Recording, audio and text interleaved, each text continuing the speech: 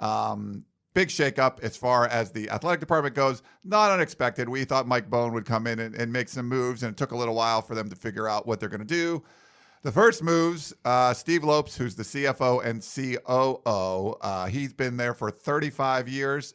He's fired. Also, Ron Eure, who's a senior associate athletic director. You might have seen him a lot of the Swim with the Mike stuff he was involved with. The Trojan Athletic Fund, which if any of those Trojan clubs from around Southern California, across the country, Ron was running all that kind of stuff. So he's gone. And then also Scott Jacobson, who's he's associate athletic director. He's not been around as long as those guys. Both those Lopes and Eure around for 35 years. So just off the top, we were able to, I think it was first reported by LA Times, Ryan Karji, and we were able to confirm the firings ourselves. And, I know there were some reports out there that this was really tied to Varsity Blues. The source I talked to said, really, no, this is more of Mike Bohn coming in and making a big move. He's got to put his own stamp on the athletic department. The only move he really made as far as bringing in his own people was Brandon Sosna, who came in and is his chief of staff, who came in from Cincinnati as well. So now this kind of opens up to make some more hires. Not unexpected. Thought these were at least two of the names I thought were going to be on the chopping block, and now it's happened. So maybe get your guys' initial thoughts on this.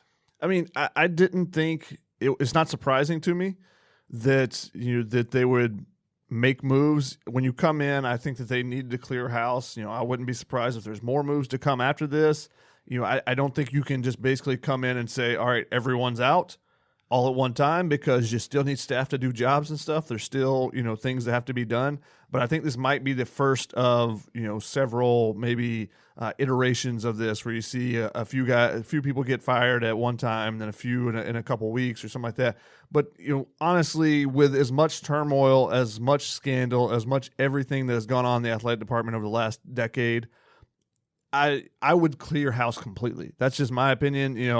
I know there's some, Ryan, you talk with some of the people there, and you've said before on Tunnel Vision and stuff that there's some good people and stuff, but I don't care. I would clear house completely. Sorry, you were part of a bad regime.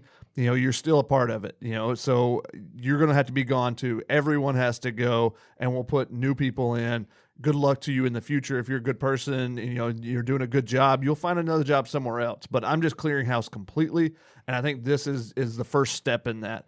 Now, I was kind of surprised that there was this tie to the Varsity Blues scandal. Not that I would be surprised that there are people that are attached to it, that sources would kind of let that out. I think that they would just make their moves and go, and I think that's why you've kind of seen a little bit of backtracking on that, saying that maybe it's more of the new organization, and the new people trying to come in and kind of clear away and get their people in there instead.